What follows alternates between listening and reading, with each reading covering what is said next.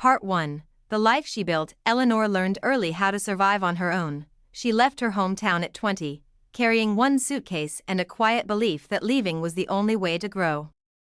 The city welcomed her with noise, lights, and endless movement. It didn't ask her who she was or where she came from. It only asked her to keep up, and she did. Years passed.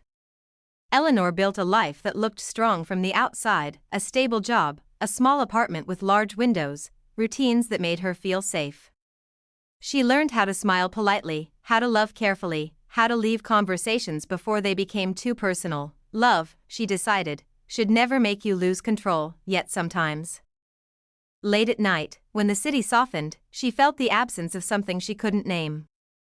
Part 2. The one who knew her first. Back home, there was someone who remembered her before she learned how to protect herself: Oliver. They had grown up together, sharing long summers and quiet confessions.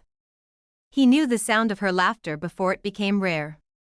She knew his silences before he learned how to hide them. They were never official.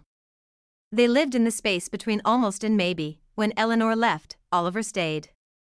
Not because he lacked courage, but because someone had to remain close to the past. He watched her leave without stopping her. That was the moment everything changed.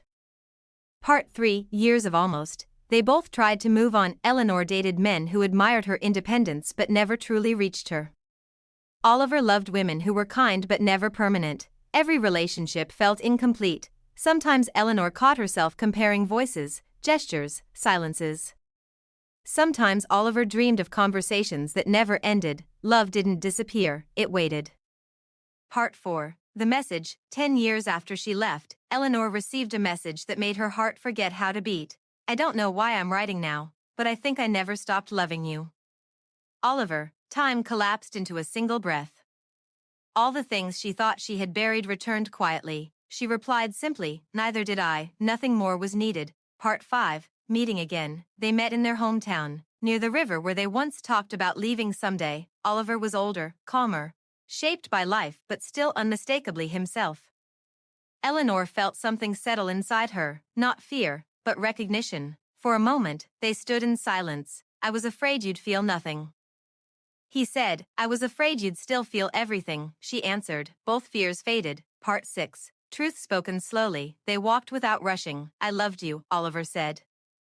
But I thought loving you meant letting you go. Eleanor stopped. And I thought leaving meant saving myself.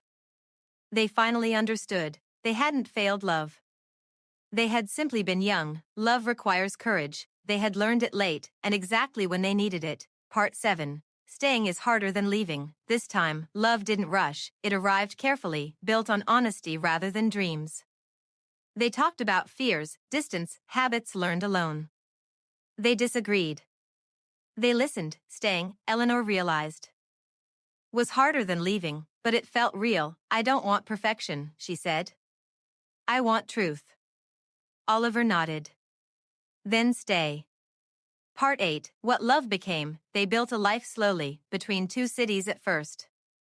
Visits became weeks. Weeks became plans. Plans became shared mornings and quiet evenings. Love didn't feel like fire anymore, it felt like warmth. Part 9. The meaning of home. Years later, Eleanor stood by the window of a home filled with ordinary moments. Oliver was nearby, reading. She realized something she wished she could tell her younger self. Love isn't the moment you fall, it's the moment you stay. When staying is no longer easy, but still feels right.